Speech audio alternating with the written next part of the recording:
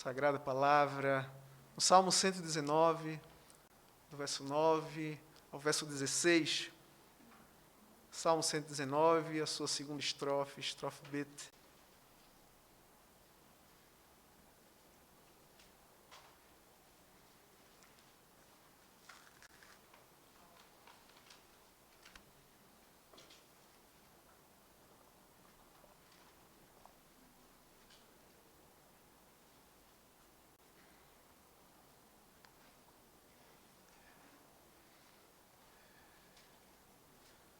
Assim, pois, nos diz a palavra do Senhor nosso Deus. Vou fazer a recitação desse texto na versão atualizada e vou subsidiariamente me servir também da versão corrigida.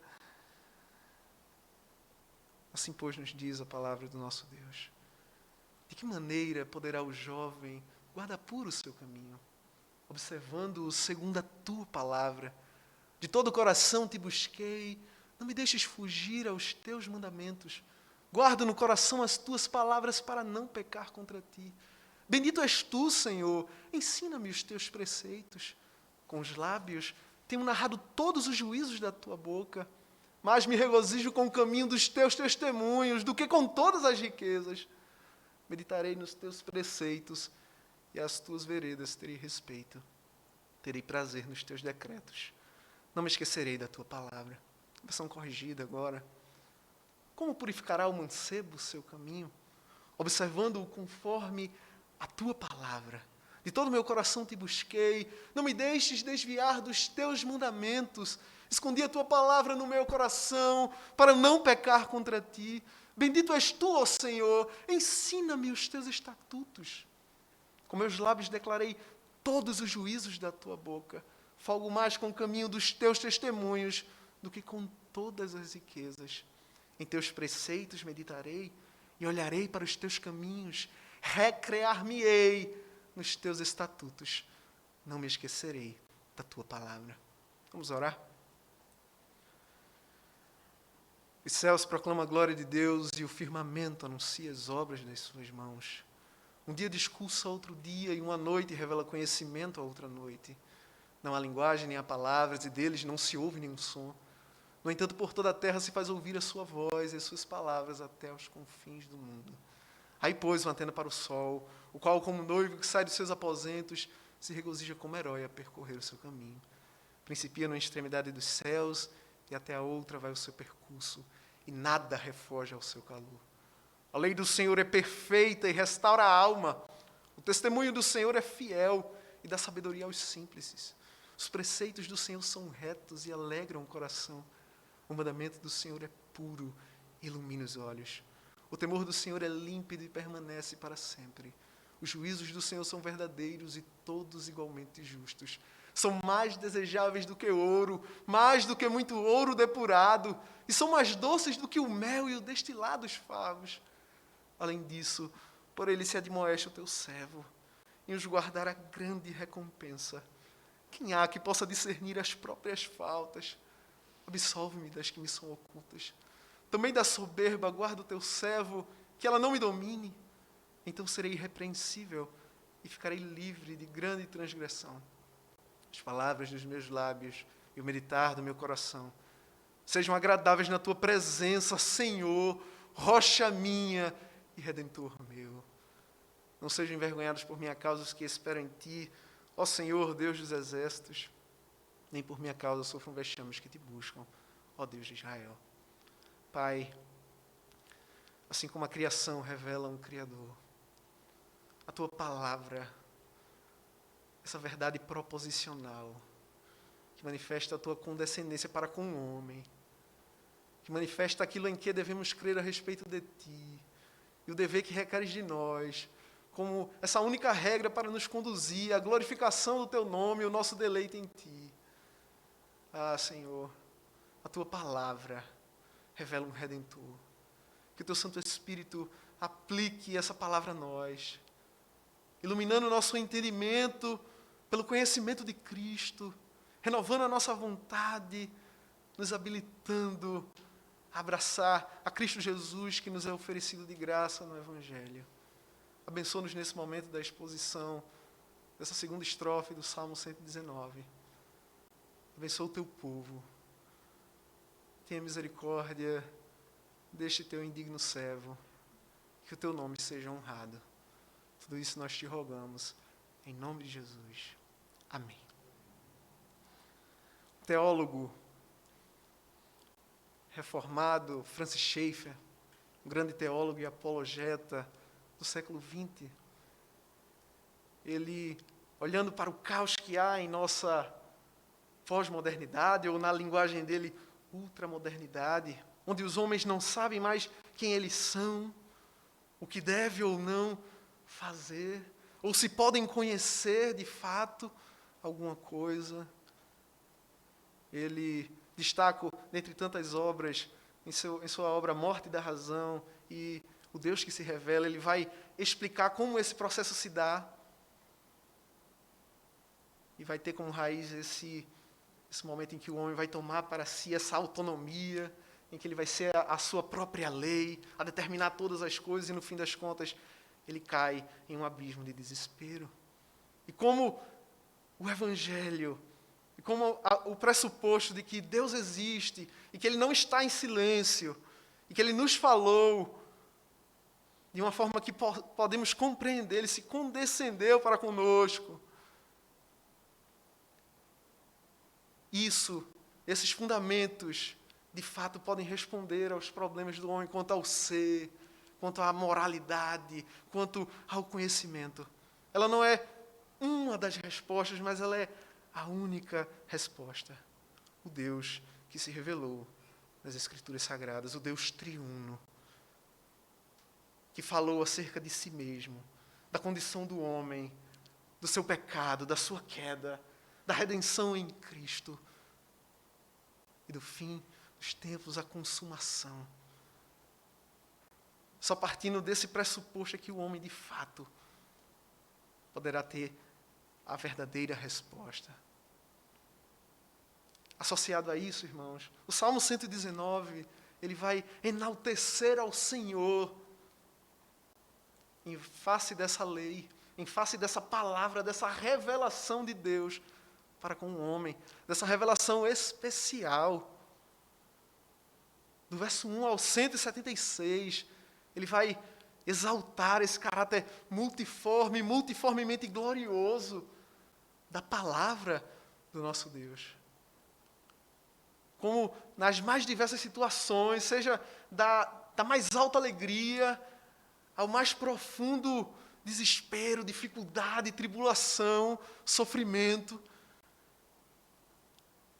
havia motivos para louvar ao Senhor, para enaltecer a suficiência e a glória de sua palavra. Ele está como que adaptando, obviamente, diase, mostrando-nos motivos para engrandecer ao Deus da aliança. Nessa segunda estrofe, haveremos de tratar de muitos aspectos. Eu dividi em 3 pontos. Do verso 9 ao verso 11, ele vai tratar sobre a santificação e a palavra de Deus. Versos 12 e 13, ele agora vai tratar sobre o ensino e a proclamação, o anúncio da palavra de Deus. Dos versos 14 ao 16, ele vai tratar sobre o prazer e a meditação na palavra de Deus. Nesse primeiro ponto, portanto, acerca da santificação e da palavra de Deus, no verso 9 ele vai trazer o seguinte questionamento: de que maneira poderá o jovem guardar puro o seu caminho? Ou na versão corrigida, como purificará o mancebo o seu caminho? Essa pergunta, de fato, ela tem todo um quê. Isso revela o coração do salmista, do conhecimento que ele tem da santidade do Senhor e da santidade que é requerida do povo de sua aliança. O Senhor, ele vai dizer em diversas partes na Torá, em especial em Levítico, no capítulo 11, verso 44 e 45, capítulo 19, verso 2, capítulo 20, verso 7, em conexão a isso, na primeira carta de Pedro, no capítulo 1, verso 16, santificai-vos e sede santos, porque eu, o Senhor vosso Deus, sou santo. É interessante também termos em consideração a relação de paralelismo que há entre o verso 9 e o verso 1. No verso 1 ele vai enaltecer a beatitude, a bem-aventurança daqueles que trilham caminhos retos, que são irrepreensíveis no seu caminho, que andam na lei do Senhor. Agora, ele vai tratar também a respeito do caminho, mas sobre a santidade. Revelando aquilo que foi dito outrora acerca da primeira estrofe, a íntima relação entre a verdadeira felicidade e a santidade ao Senhor. Retornemos ao verso. Como purificará o mancebo o seu caminho? Porque ele vai tratar do jovem aqui em específico. Algumas questões a serem consideradas. Primeiramente, como a gente pode ver, a juventude ela é como que a primavera da existência. A nossa potencialidade, o nosso vigor, o nosso ânimo. Então, como é importante que o jovem venha desenvolver toda essa potencialidade, todo esse ânimo, todo esse vigor para a glória de Deus. Um outro ponto a ser considerado é como o jovem, ele naturalmente é mais inclinado às paixões, ele é menos sábio em comparação com o mais velho. Spurgeon, em uma certa feita, ele fala algo nesse sentido. Jovens, vocês precisam orar, porque as suas paixões são fortes e a sua sabedoria é pequena. Então, há uma ênfase específica, e com isso, o salmista não está a excluir todas as demais idades, de modo algum. A santidade é requerida do jovem e do velho, da criança, do adulto, do homem e da mulher. Pois é o Senhor nosso Deus que é santo. Para Ele não há acepção de pessoas. Uma outra questão a ser relacionada a isso é que a juventude ela também pode ser um marco no curso da existência. Quantos que outrora estavam caminhando nos caminhos do Senhor, tomaram, ou aparentemente, tomaram decisões de abandonar esse caminho, seguir após si mesmos, os seus deleites, os seus prazeres. Quantos que antes faziam parte da igreja, agora têm se afastado do Senhor. Quantos que morrerão nesse estado.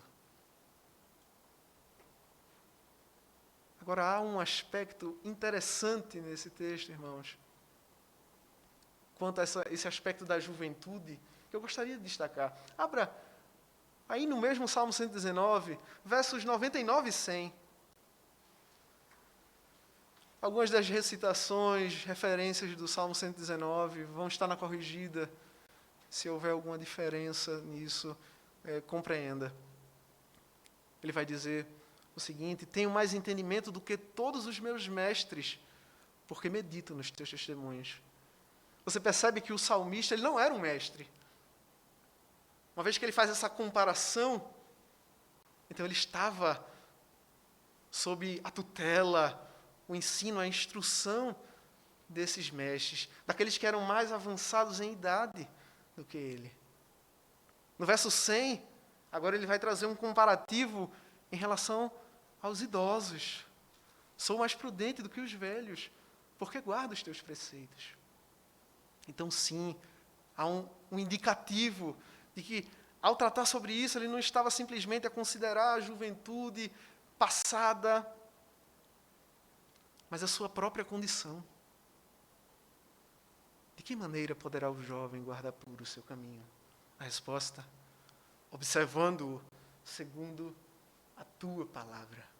Veja, ele não está simplesmente a dizer: observando a tua palavra. Embora isso também seja verdadeiro. Ele está dizendo, observando os seus próprios caminhos, observando a si mesmo, segundo a tua palavra. E aqui fica evidente como a Escritura se torna para nós esse padrão, esse espelho, esse modelo. Em Tiago, no capítulo 1, no verso 23 ou 24, ele vai trazer uma imagem que aquele que ouve a palavra de Deus, mas não pratica, é semelhante ao homem que contempla a si mesmo no espelho, depois ele vai e já se esquece de quem ele era. A palavra de Deus é esse espelho. Ela expõe quem nós somos. Ela expõe quem nós devemos ser. Ela expõe quem nós seremos pela graça de Deus. Uma vez que ela é palavra de Deus e que Deus é verdadeiro e a própria verdade, aquilo que o Senhor fala a respeito de nós mesmos é autoconhecimento. Então eu tenho uma base suficiente para saber quem sou. A tua palavra me diz. Tu que és verdadeiro e a verdade. O que dizes a respeito de mim? Então é isso que eu sou.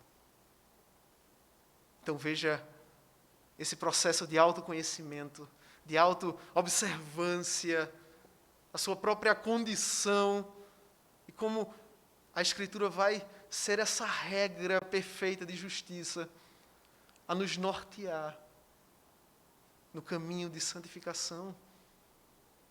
E nesse sentido, irmãos, o que é santificação? Como nos diz a pergunta e a resposta do breve catecismo de Westminster, santificação é a obra da livre graça de Deus, pela qual somos renovados em todo o nosso ser, segundo a imagem de Deus, e habilitados a morrer cada vez mais para o pecado e a viver para a retidão. Veja, na palavra de Deus está exposta essa obra da livre graça de Deus, que é operada em nós pelo Santo Espírito, em face dos méritos de Cristo. Nos tornamos participantes dessa redenção, pela eficaz operação dela nós, pelo Espírito. E agora estamos a fruir de justificação, de adoção, de santificação, bem como de outras bênçãos associadas a essa graça ou procedentes dela, como nos diz o nosso breve catecismo. Então veja, toda a inquirição é a palavra que vai ser esse padrão, é a palavra que vai ser meio para nos santificar nesta obra da livre graça, para que cada vez mais possamos nos tornar aquilo que devemos ser e aquilo que seremos, segundo a graça de Deus. No verso 10 agora, o salmista ele vai trazer à tona um fato, um ato. De todo o coração te busquei, e agora o seu pedido, não me deixes fugir aos teus mandamentos. Veja, ao dizer, de todo o coração te busquei, não entenda aqui como se o seu mérito antecipasse a obra de Deus. Como se você, por sua própria condição, pudesse buscar a Deus de todo o coração. Pelo contrário, aqui fica pressuposta essa obra da livre graça de Deus, a inclinar o nosso coração ao Senhor nosso Deus. O Espírito a nos mover a essa busca. Então ele está, como quer dizer, Senhor, por tua graça, eu te busquei de todo o coração. E desta forma, não confiado na minha própria potência, não me deixes fugir aos teus mandamentos. Porque se eu estiver entregue a mim mesmo, eu me desviarei. Eu quebrantarei a tua lei. Aquele que deseja realmente o Senhor, desejará realmente a sua vontade revelada na sua palavra. Então, de forma coerente, ele busca a Deus de todo o coração. E assim roga que o caminho dos mandamentos ele possa permanecer, ele possa perseverar na dependência do Senhor. No verso 11 agora, o salmista ele vai falar: guarda no coração as tuas palavras, para não pecar contra ti. Novamente, irmãos, que compreendamos que eu não posso simplesmente resolver, eu vou colocar algo agora no meu coração. Isso não existe. Não temos esse domínio. É como que uma esfera mais profunda, como nos diz lá em Provérbios, capítulo 27, verso 19, como na água o rosto corresponde ao rosto, assim o coração do homem ao homem. Isso diz respeito ao próprio ser. Será que temos essa condição? Novamente, se encontra pressuposta essa obra de Deus a nos habilitar nesse processo de mortificação para o pecado e a viver para a retidão, consubstanciada na sua palavra. Guarda no coração as tuas palavras, entesouro no meu coração as tuas palavras. Com que finalidade? Para não pecar contra ti. O que é pecado, senão a falta de conformidade com a lei de Deus ou qualquer transgressão dessa lei? De sorte que aqueles que guardam essa lei, essa palavra, eles não pecarão contra o Senhor. Lá em Provérbios ainda, no capítulo 4, verso 23, sobretudo o que se deve guardar, guarda o teu coração, porque dele procedem as fontes da vida. Guardando a palavra de Deus no coração. A palavra de Deus guardará o nosso coração no dia mau, no dia da tentação. E não pecaremos contra o Senhor. Ela é meio eficaz sobre a operação do Espírito para nos refrear. Não basta simplesmente que a tenhamos na mente, mas sobretudo no coração.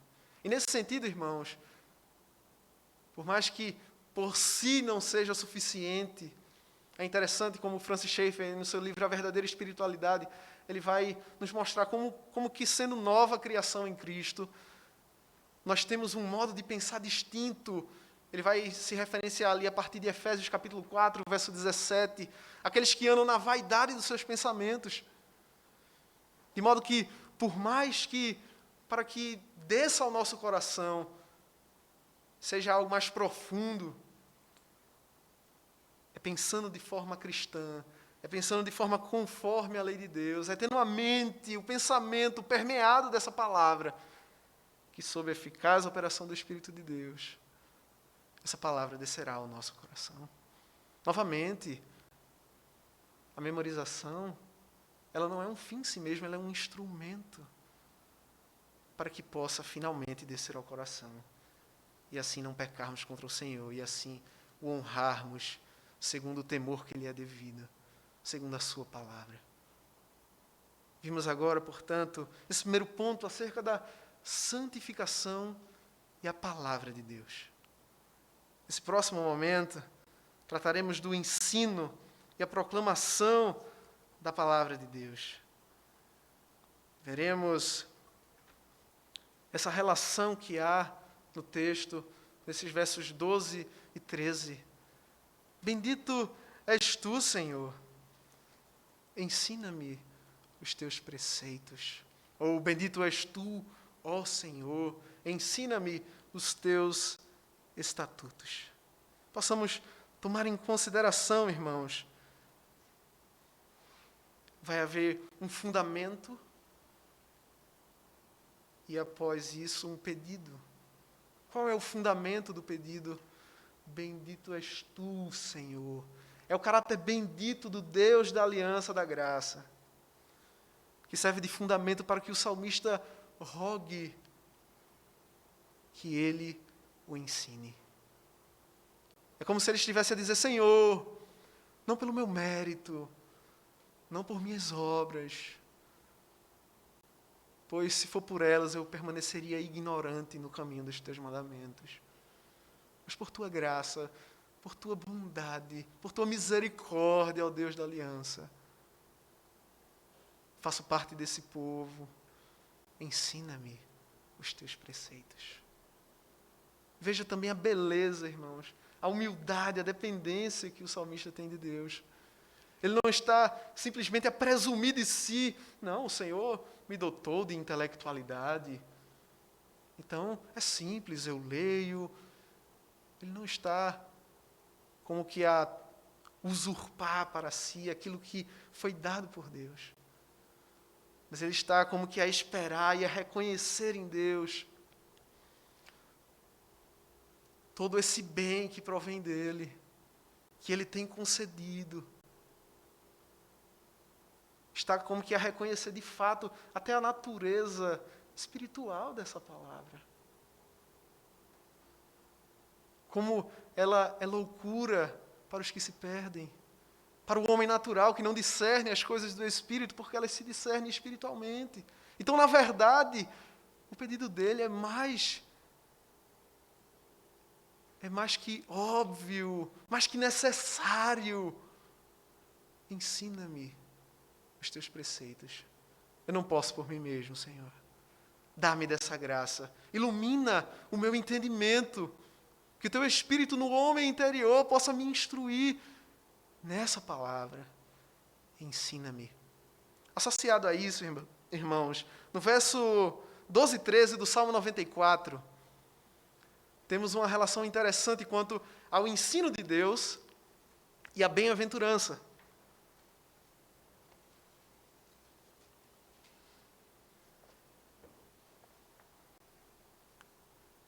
Assim, pois, o salmista nos diz: bem-aventurado o homem, Senhor, a quem tu repreendes, a quem ensinas a tua lei, para lhe dares descanso dos dias maus, até que se abra a cova para o ímpio.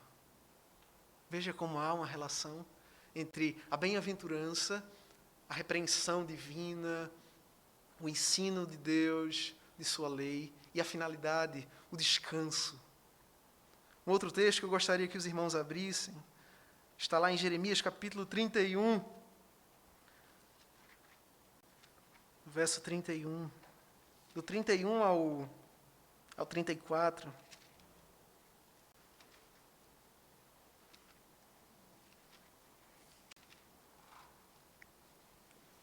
Assim, pois, nos diz a palavra: eis aí vem dias, diz o Senhor, em que firmarei nova aliança com a casa de Israel e com a casa de Judá, não conforme a aliança que fiz com seus pais, no dia em que os tomei pela mão para os tirar da terra do Egito, porquanto eles anularam a minha aliança, não obstante eu os haver desposado, diz o Senhor. Porque esta é a aliança que firmarei com a casa de Israel, depois daqueles dias, diz o Senhor.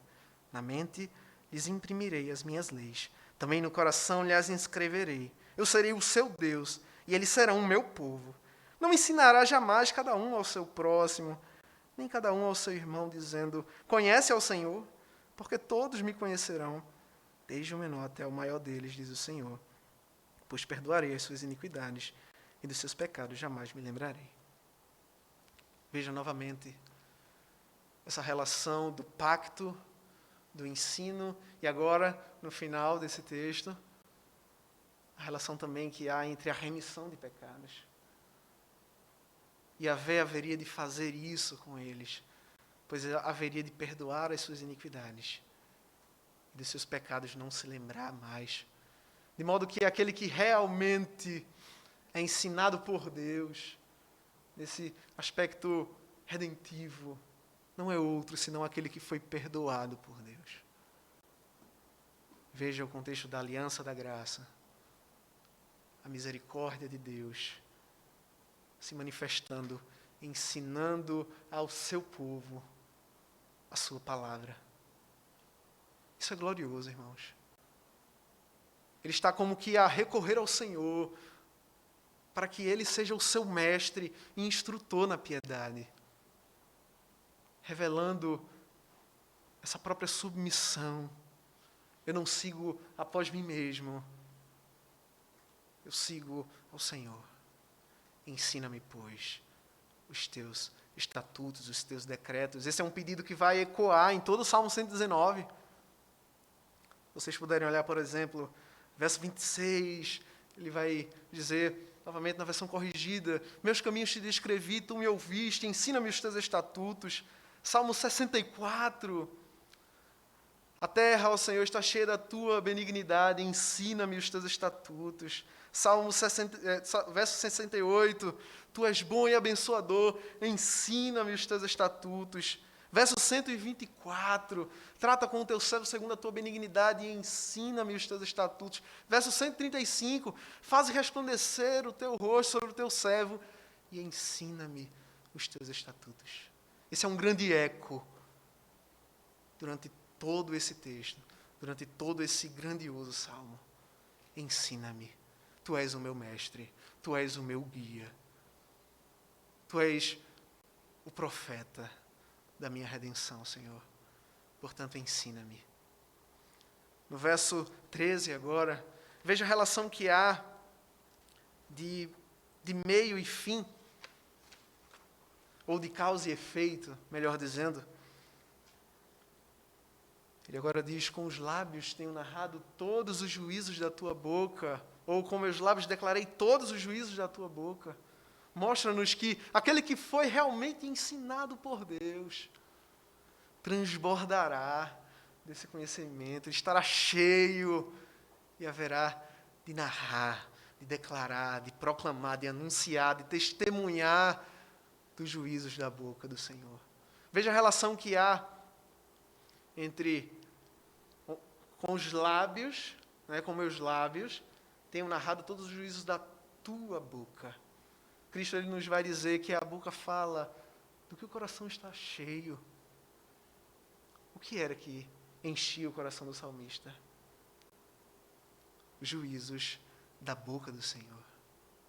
Aquilo que, na condescendência de Deus, aprove ao Senhor revelar de si mesmo. Aquilo que estava na boca de Deus era aquilo que estava na boca do salmista, nos lábios do salmista, mostrando essa unidade entre o salmista e o seu mestre, o seu guia, o seu criador. Com os lábios tenho narrado todos os juízos da tua boca. Era a palavra de Deus que enchia o coração do salmista. Era esse tesouro precioso que ele tinha entesourado, pois ele mesmo foi ensinado pelo próprio Deus. É interessante, até relacionado ao verso anterior, acerca do ensino. No verso 102, ele vai dizer assim, não me apartei dos teus juízos, porque tu me ensinaste. Veja a glória, a repercussão dessa graça de sermos ensinados por Deus, em perseverarmos, e sermos continuamente guiados por sua palavra. Agora, no último ponto, trataremos acerca do prazer e a meditação na palavra de Deus.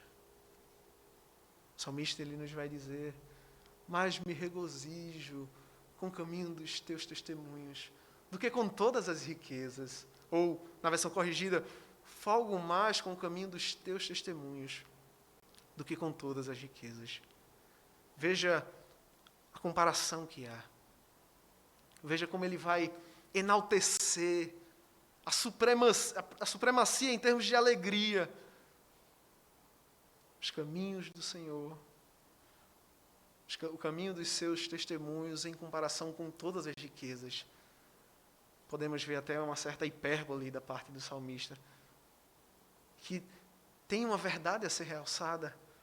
É como se ele dissesse o seguinte para nós, aqui está a balança da alegria. Ponha de um lado todas as riquezas, todos os prazeres, os deleites provenientes desse poder temporal. Ponha de outro lado, agora, a alegria proposta no caminho dos testemunhos de Yahvé. Então, esta alegria será como se não fosse. Será uma alegria triste, um conto sem graça. É como se quiséssemos comparar o finito com o infinito. Pois o tesouro que nos é fornecido no caminho dos testemunhos de Deus a traça, a ferrugem não consome, o ladrão não rouba.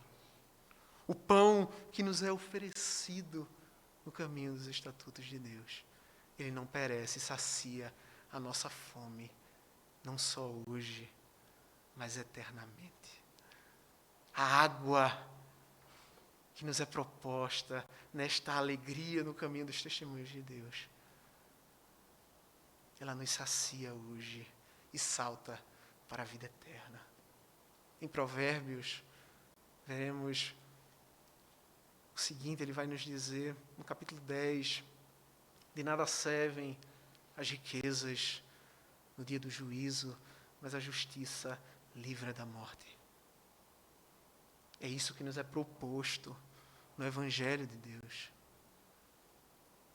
É essa glória. Vemos, por exemplo, lá em Mateus, no capítulo 13, do verso 44 ao 46, duas parábolas interessantes quanto a um homem que enterra o tesouro numa terra e vai e vende tudo o que possui e assim o faz com satisfação. Ou como há um mercador de pérolas que vê uma pérola tão preciosa, que vende tudo o que tem e sai com regozijo. Então vejamos, queridos, a supremacia da alegria proposta nos caminhos de Yahvé, na sua revelação, esse aspecto infinito, em comparação com essa finitude, com essa temporalidade. Entendam, irmãos, que aqui eu não estou como que a fazer uma apologia, um voto de pobreza, então você não vai mais granjear suas riquezas nesse mundo. Não, trabalhe de forma digna, diligente, honesta, e glorifique ao Senhor com essas riquezas. Aqui o que está sendo proposto é mostrando em qualidade como essa alegria aqui é superior e como essa aqui está condicionada à alegria proposta nos caminhos de Deus. Em me servir daquilo que o Senhor me concede na providência, neste tempo. E amar ao Senhor e usar dessas coisas. Em me servir disso para glorificar a Deus e não supostamente glorificar a Deus para me servir das riquezas. No tocante a essa riqueza temporal, Agostinho ele nos diz, as riquezas dos homens estão cheias de pobreza. Então veja o deleite do salmista no caminho dos testemunhos de Deus, em comparação com esses bens terrenos. Vejamos ainda em relação a tudo isso, o Salmo 19. No verso 10 ele vai dizer acerca da lei do Senhor, dos testemunhos do Senhor, dos juízos do Senhor.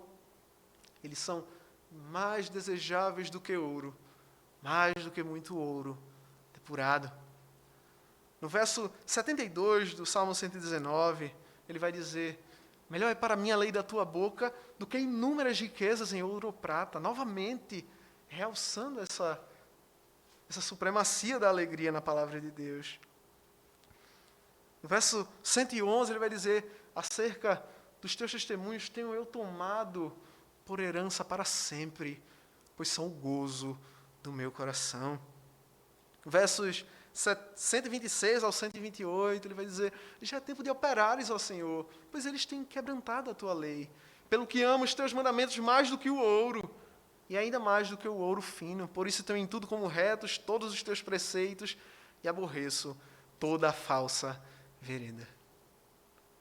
A partir daqui agora, irmãos, versos 15 e 16, ele vai falar sobre a meditação que ele tem nesse deleite, sobre a reverência que ele tem nesse deleite na palavra, sobre a obediência alegre aos decretos do nosso Rei, e está a recordar a sua palavra sempre. Ele vai nos dizer: meditarei nos teus preceitos e às tuas veredas terei respeito. Ó Senhor, nesse processo de santificação, de caminhada, de peregrinação rumo a Jerusalém celestial, eu meditarei. Terei um tempo de quietude para refletir, para contemplar sobre tua graça, as maravilhas da tua lei. Eu me dedicarei a isso, Senhor. E isso ecoa o Salmo 1. Bem-aventurado o homem que não anda no conselho dos ímpios, não se detém no caminho dos pecadores, nem se assenta na roda dos escarnecedores. Antes, o seu prazer está na lei do Senhor, e na sua lei medita de dia e de noite. Frente à grandeza, à sublimidade, à alegria proposta no Evangelho, nada mais razoável do que tomar para si essa resolução. Meditarei, Senhor. E assim como Josué atentava para o livro desta lei, rumo a Canaã, eu atentarei para o livro desta lei. Eu meditarei nos teus preceitos. E aqui agora, unido a essa meditação, ele vai falar: e às tuas veredas terei respeito, terei reverência. Não será de uma forma descuidada, Senhor, pois aqui se encontram questões de vida e morte, de eternidade. Eu irei com reverência, com santo temor diante de ti. As tuas veredas terei respeito. São veredas de vida eterna. Meditarei nelas. Considerarei essas palavras de vida. No verso 16, terei prazer nos teus decretos, ou recrear-me-ei nos teus estatutos. Não me esquecerei da tua palavra. Pode parecer curiosa essa resolução. Recrear-me-ei, eu me alegrarei. Quem nos garante isso? Será que a caminhada cristã ela é constante e linear em termos de alegria? Ou será que não há oscilações? Que não há estações na caminhada? Dia de alegria, dia de tristeza, tempo de chorar, tempo de rir, tempo de prantear e tempo de saltar de alegria. O que é, portanto, que o salmista está pretendendo nessa resolução? No dia da alegria, ele fruirá dessa graça, dessa glória.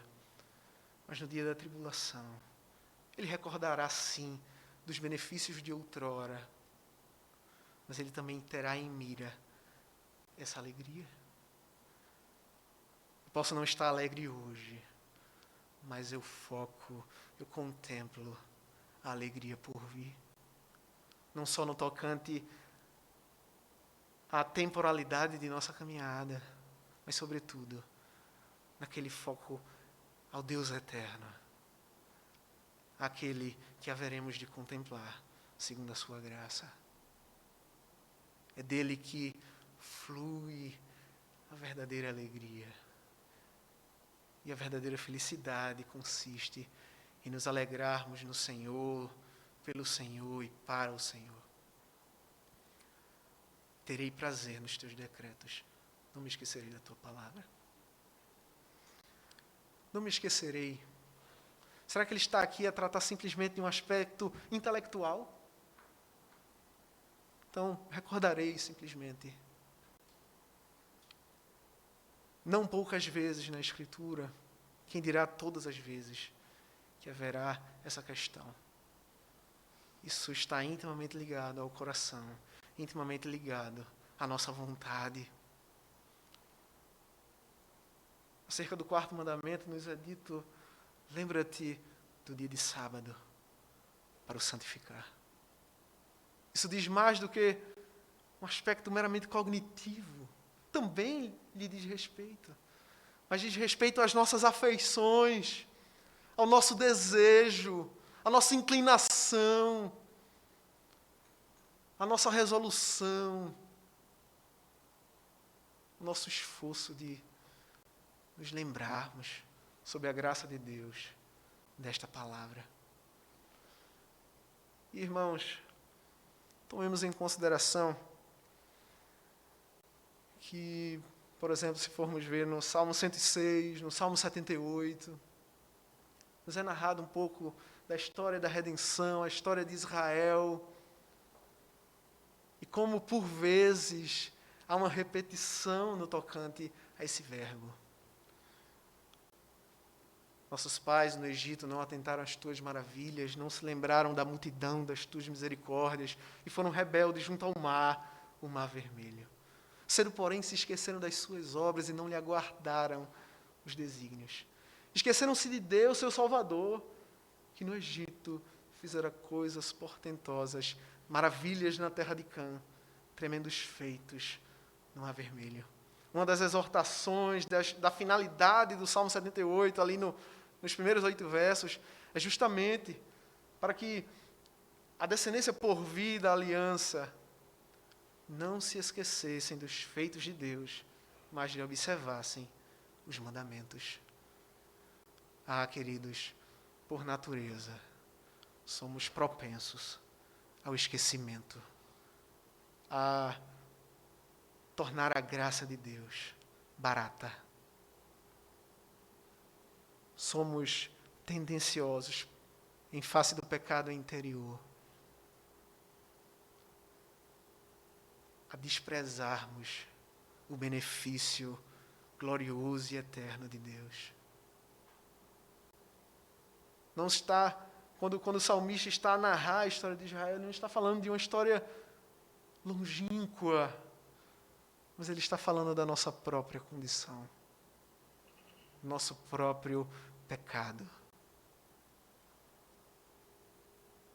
Que essas resoluções possam quebrantar o nosso coração.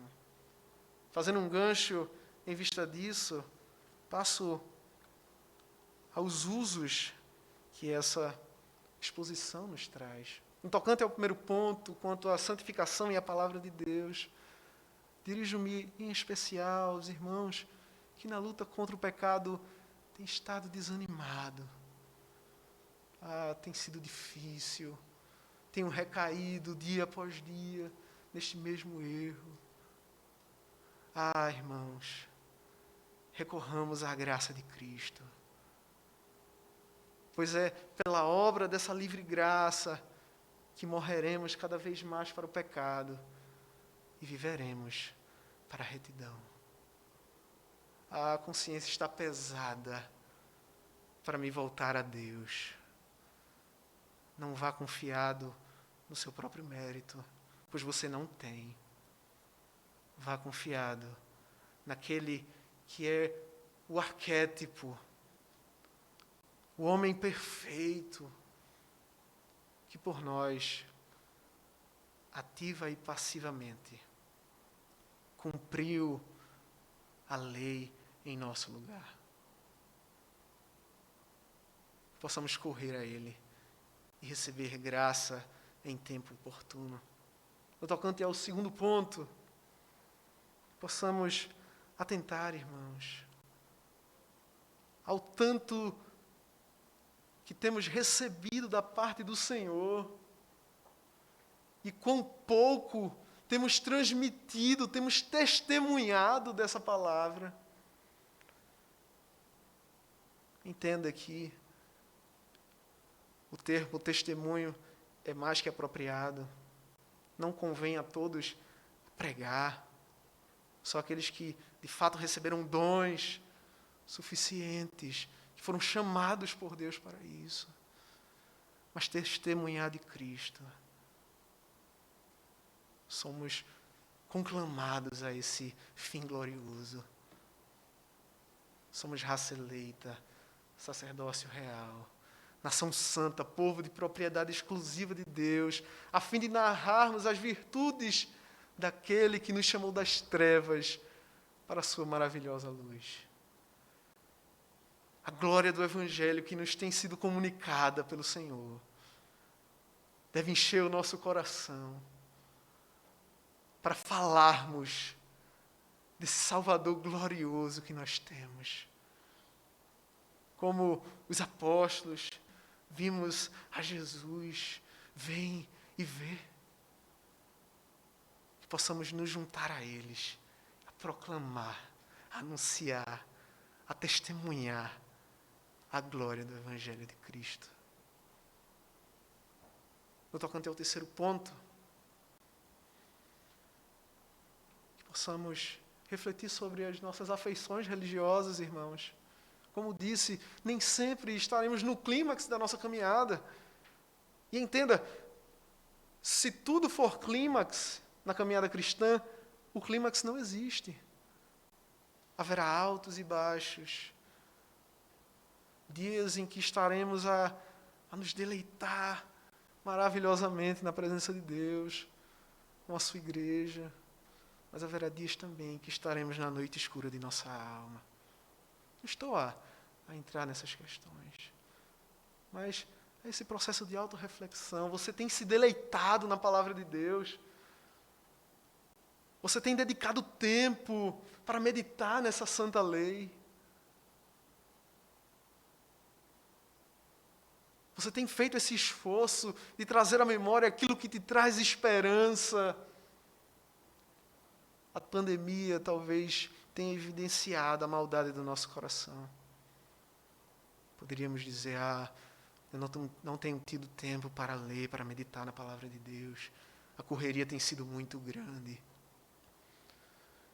O Senhor pôs todos nós em isolamento, em distanciamento social, para evidenciar muito mais que não nos dedicávamos a isso por nossa própria miséria do que por não termos ocasião. Que o Senhor se compadeça de nós e nos reforme para a sua glória, para que as nossas afeições venham florescer para a glória de nosso Salvador. Um outro ponto a ser considerado, irmãos, em termos de aplicação, observe a oração do salmista. O que é a oração? É o oferecimento dos nossos desejos a Deus, por meio de Cristo, com o auxílio do Espírito, com o reconhecimento dos nossos pecados, e um grato reconhecimento de suas misericórdias. A confissão dos nossos pecados e um grato reconhecimento das suas misericórdias. Veja a oração dele. E, novamente, não se trata simplesmente da oração do salmista. É a nossa oração. Não é o cântico do salmista. É o nosso cântico.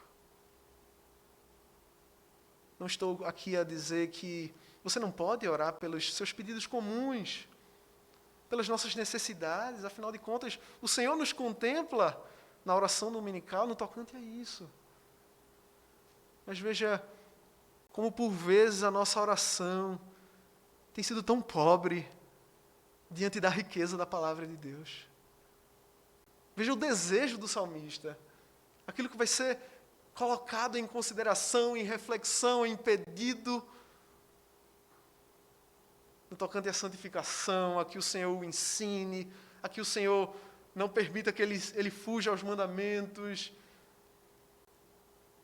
o deleite que ele tem na palavra de Deus, a confissão de obediência a esse Deus Criador. Que a oração dele nos leve a imitá-lo. Que façamos dessa oração a nossa.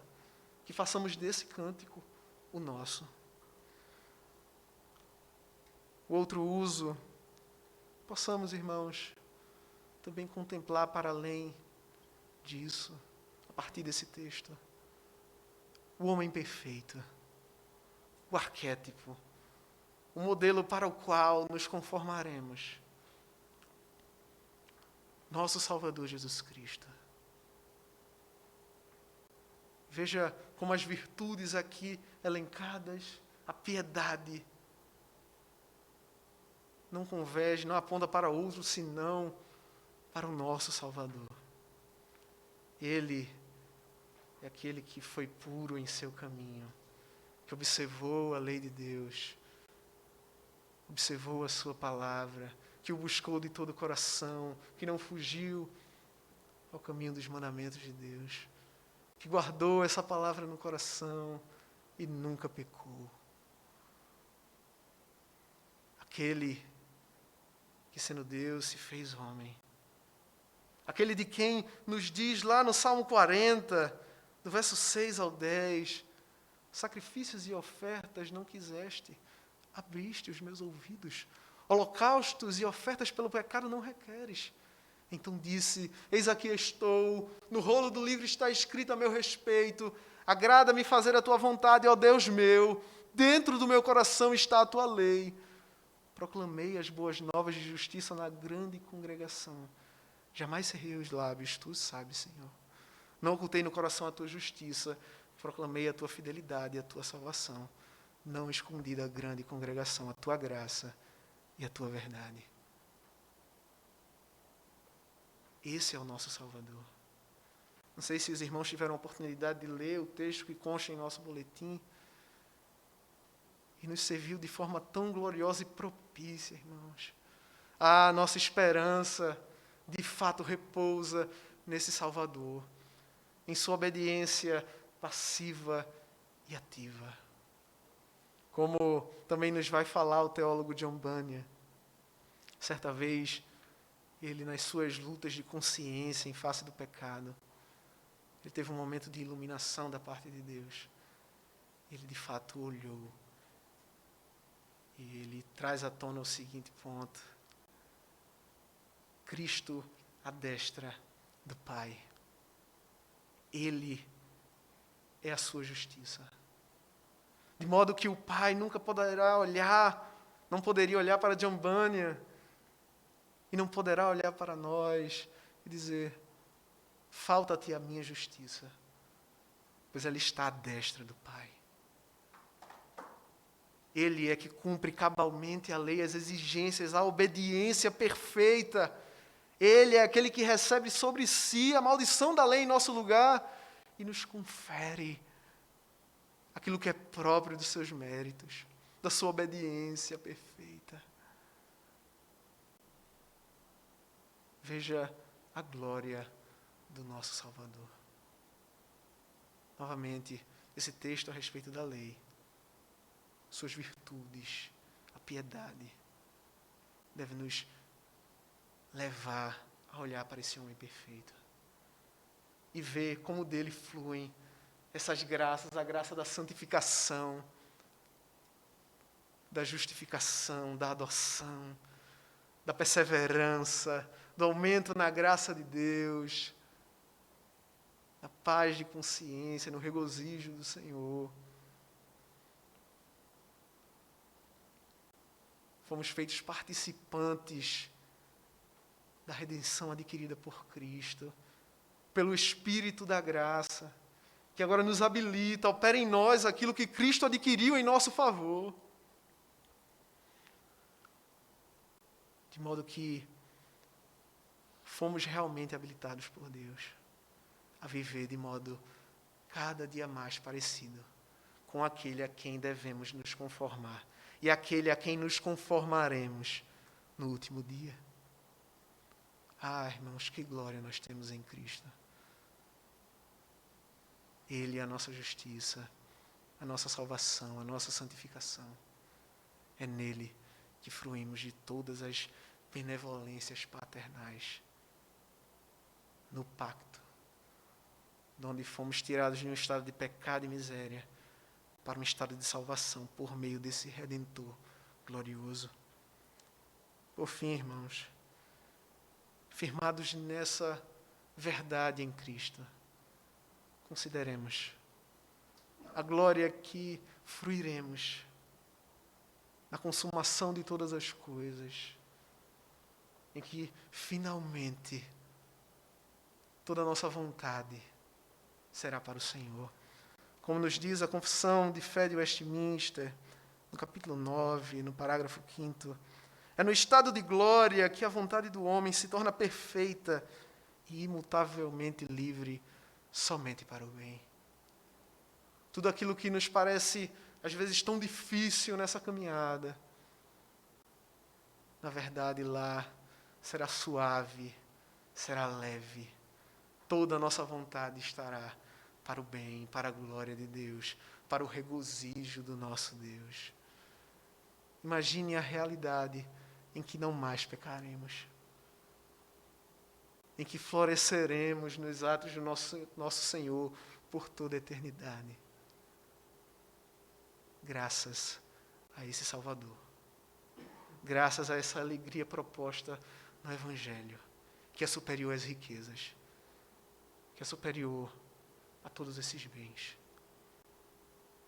Portanto, que em meio ao nosso caos temporal, a nossa sociedade pós-moderna ou ultramoderna, que não tenha o que responder acerca daquilo que ela é, aquilo que ela deve ou não fazer, sobre aquilo que ela conhece, que possamos nos alegrar no Deus que existe e não está em silêncio e que se revelou na sua palavra.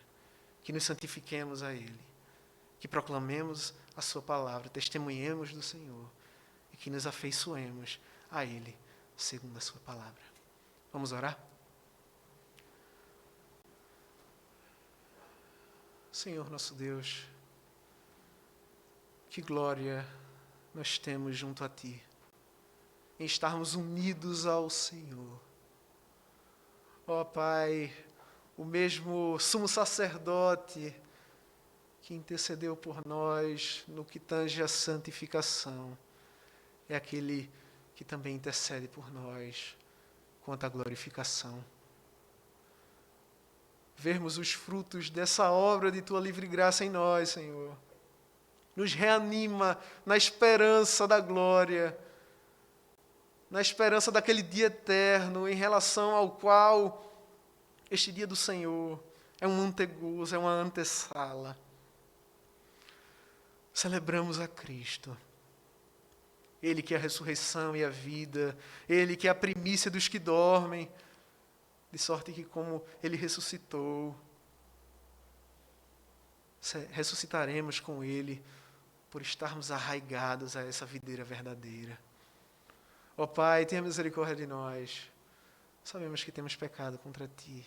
Anima-nos sob essa graça para vivermos de modo mais digno de Ti, mais digno do Teu Evangelho, a fim de testemunharmos a Tua palavra, a fim de nos apegarmos ainda mais ao Senhor.